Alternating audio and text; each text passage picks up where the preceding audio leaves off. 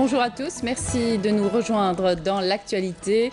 On est le 22 juillet, la DGSN célèbre son 56e anniversaire. La cérémonie officielle a eu lieu ce matin au siège de l'École supérieure de police à Dar el Beida en présence du ministre de l'Intérieur et des collectivités locales et du directeur général de la DGSN.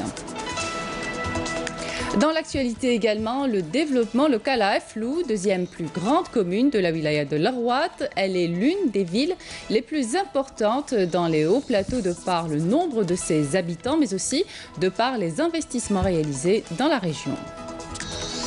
Et puis les racontards sont cette année au village Tiferdoud, le plus haut de Grande Kabylie. Au programme de ce festival artistique, des expositions, des ateliers, des rencontres, du chant et de la belle musique. Ça sera à la fin du journal. Bienvenue à tous. Nous sommes le 22 juillet. La Direction générale de la Sûreté nationale célèbre son 56e anniversaire.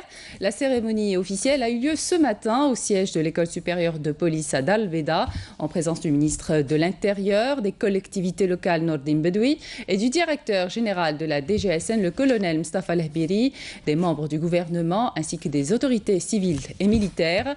La cérémonie était marquée par une sortie de promotion.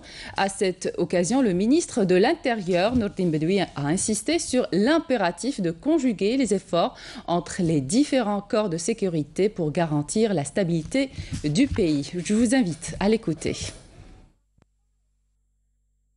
إنما سيرته الشرطة الجزائرية طيلة مسيرتها الحافلة أكسبها ما أكسبها من احترافية وتحكم ويقظة كبيرين في الميدان، مستعملين آخر ما توصلت له التكنولوجيات الحديثة، جعل منها مدرسة تستلهم منها عديد المؤسسات الشرطية عبر العالم، وخاصة في منطقتنا العربية وقارتنا الإفريقية.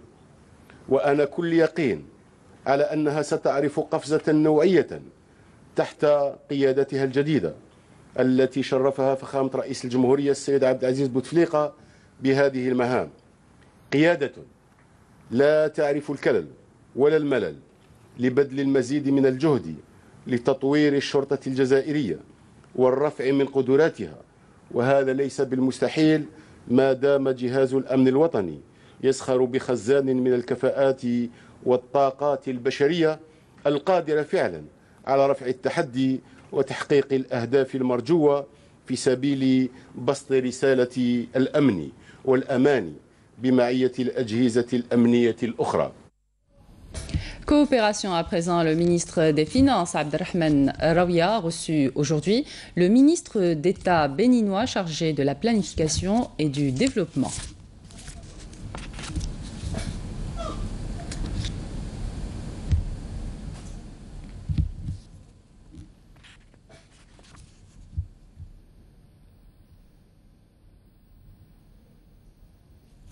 Ministre, votre généreuse invitation. C'est les vacances et pour certains, l'été est propice pour passer de bonnes vacances alors que pour d'autres, c'est l'occasion d'apprendre de nouvelles langues. Les écoles d'apprentissage de langues ne désemplissent pas pendant cette période. Naïma Haouch. Certains choisissent le faraniente et se prélasser à la mer, alors que d'autres préfèrent encore les bancs de l'école. Les écoles d'apprentissage de langues étrangères poussent comme des champignons et les postulants sont de plus en plus jeunes. Pink, black, yellow. تكلمي لي كلمة ولا زوج en anglais؟ قولي لي. Hello. Hello. زيدي واحدة أخرى. Good morning. Good morning. Les enfants apprennent l'anglais et ils viennent tous les matins. De 10h30 jusqu'à midi, des fois jusqu'à 1h, tout dépend. Les parents veulent améliorer le niveau de leurs enfants en les inscrivant dans des écoles de langue et élargir ainsi leur champ de réflexion. Ça fait 15 jours que la session a démarré. J'ai inscrit mes 2 filles. واحدة في la première session, c'est-à-dire في الكيت, وواحدة في la deuxième session, هي التين. Une semaine هكاك ملي بديت نجيبهم. دركا j'ai profité. Ça fait une semaine que j'ai commencé à ramener mes filles. Je profite des vacances d'été pour les préparer à l'année prochaine. Le prix est un peu élevé, surtout que j'ai inscrit mes 2 enfants. Le niveau est à 4500 dinars. بصح هو نورمالمون 450 le niveau. Un prix jugé élevé par les parents, mais sont-ils pour autant réticents? Il y a beaucoup de gens qui saisissent la période de l'été pour venir ici apprendre l'anglais et améliorer leur niveau en langue étrangère, alors que d'autres préfèrent partir à la plage ou voyager. Nous avons organisé des sessions intensives pour l'apprentissage de l'anglais. Les inscriptions ont démarré en juin dernier et les cours ont commencé le 1er juillet. Apprendre une langue est certainement bénéfique pour l'esprit. Mais n'oublions pas que les vacances sont faites aussi pour passer de bons moments au bord de la mer et c'est bénéfique pour le moral. Deuxième plus grande commune de la wilaya de l'Arwat, Aflou est l'une des villes les plus importantes dans les hauts plateaux de par le nombre de ses habitants, mais aussi de par les investissements réalisés dans la région, logement, éducation, transport et santé, des secteurs qui connaissent un regain d'intérêt dans cette ville appelée à devenir dans quelques années un pôle économique d'envergure. Karim Haïfa. Une nouvelle gare routière, des infrastructures sportives de proximité et de santé publique flambant neuves, sans oublier un secteur de l'habitat en pleine effervescence, avec des centaines de logements sortis de terre en un temps record. Nous sommes à Aflou, cette commune de la wilaya de l'Arwat, où des dizaines de chantiers battent leur plein pour redonner un nouveau souffle à la ville. Dans le cadre du programme du président de la République, Aflou a bénéficié de 1300 logements, dont 144 logements de type ADL et 300 autres de type LPA qui ont tous été distribués à leurs bénéficiaires en attendant la réalisation de 900 autres logements et la distribution de près de 3000 lots de terrain constructibles.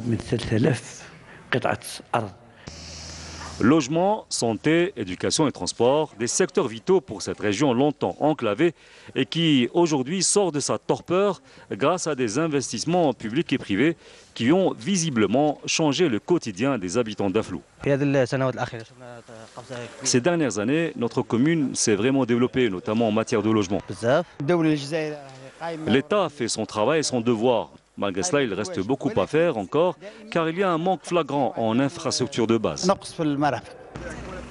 Le secteur du tourisme n'est pas en reste, puisque de grands hôtels de haut standing sont en phase de réalisation dans cette région. Un investissement lucratif, si l'on croit les spécialistes du secteur, dans une région où le nombre d'hôtels se compte sur les doigts d'une seule main. Au plan sécuritaire, un communiqué du ministère de la Défense nationale nous apprend ce matin que des détachements de l'armée nationale populaire ont arrêté hier à Ain Ghazam et Borj Mukhtar 14 contrebandiers saisis de véhicules tout-terrain, 5 motocycles, des outils de détonation et des détecteurs de métaux, tandis que des éléments de la gendarmerie nationale ont appréhendé à Tamanrasset un individu en possession d'un fusil de chasse. Par ailleurs, un détachement de l'ANP a saisi en coordination avec des éléments de la Sûreté nationale à Béchal une quantité de kif traité s'élevant à 48,5 kg de kif traité, alors qu'un autre détachement a intercepté à Biskra un contrebandier à bord d'un camion chargé de 42 quintaux de tabac.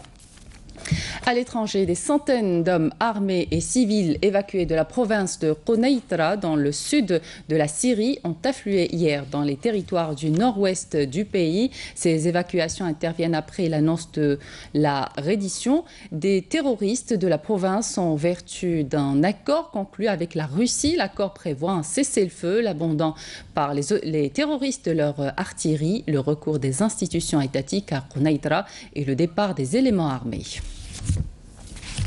18 personnes ont été tuées jeudi soir du côté tchadien du lac Tchad par des hommes identifiés comme appartenant au groupe terroriste Boko Haram. Sur l'autre rive, chez le voisin nigérien, l'on a annoncé samedi l'élimination de 10 terroristes par les éléments de l'armée qui a repoussé une attaque du groupe terroriste Boko Haram sur une de ses positions dans le sud-est du pays proche du Nigeria. Du sport à présent avec les Jeux africains de la jeunesse. Bonne moisson pour les Algériens. 27 nouvelles médailles lors de la 4e journée, dont 8 en or. Le compte rendu avec Sofiane Hamoudi. La sélection algérienne a fait forte impression avec un total de 21 médailles, dont 13 en gymnastique artistique et aérobique. Lors de cette journée, 9 médailles d'or, 2 en or, 3 en argent et 4 en bronze ont été remportées par la sélection algérienne, garçons et filles. Le gymnaste algérien Takaldi Sid Ahmed a remporté la médaille d'or en solo. L'athlète algérienne Hind Turki a pu remporter sa 3e médaille d'argent en haltérophilie. L'équipe nationale féminine d'Aveyron a décroché 2 médailles d'or. Côté masculin, les 2 athlètes duo Mzian Mustafa et Ayman Mustafa se sont contentés d'une 3e place. يعني كانت كورس ماشي سهله سينا نجيرو لا كورس كاع اللي درنا عليه حطينا كاع اللي ترينينا حطيناه بون جات هكا ربي دارها هكا والحمد لله. الاختبار كان صعب بزاف سيرتو في الفينيش هنايا كانت قريبه تفوتني فكرت لاجيري ما طلقتش ما لاشيتش في الفينيش ونفسها كانت صعبه. السباق كان صعب بصح خدينا نكونوا في المستوى والحمد لله شرفنا بلادنا وكملنا فرحتنا تاع البارح والحمد لله يا ربي. 15e édition du festival artistique Racontar. Les Racontars sont cette année au village Tiferdoud, le plus haut de Grande Kabylie. Il accueille depuis jeudi dernier des expositions, des ateliers, des rencontres, du chant et de la musique, mais surtout la convivialité des villageois. Nesrim Ben Saïdi. Perché à 1097 mètres d'altitude se trouve le village de Tiferdoud, le plus haut de Kabylie. Cette année, ce lieu abrite le festival Racontar, un événement dédié au chant et au conte. Pour l'événement, un programme riche et varié, axé sur l'interactivité, a été concocté pour la 15e édition. J'adore les histoires racontées ici parce que chaque histoire a une morale. Depuis maintenant 15 ans, les conteurs de différents coins du village et même du monde viennent ici pour raconter les plus beaux contes. Raconte-art, ce n'est pas seulement du conte, c'est aussi du chant, des expositions, pièces théâtrales, galas et ventes dédicaces.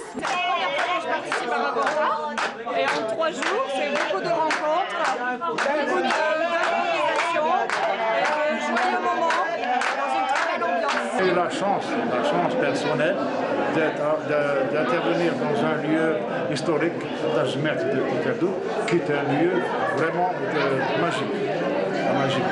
Par rapport à l'histoire qui est là, etc. Bon. Comme chaque édition, le festival transforme en galerie à ciel ouvert le village accueillant. Et cette édition ne déroge pas à la règle. Art plastique et photographie seront à l'honneur tout au long de la manifestation. Ainsi s'achève notre édition. Merci de votre attention. Tout de suite, les prévisions météo avec Amel Laribi. Ce soir, retrouvez Nadia Madassi à 19h. Et puis, sachez que l'information continue sur notre site internet et puis sur Facebook et YouTube. Excellente suite de programmes sur notre chaîne.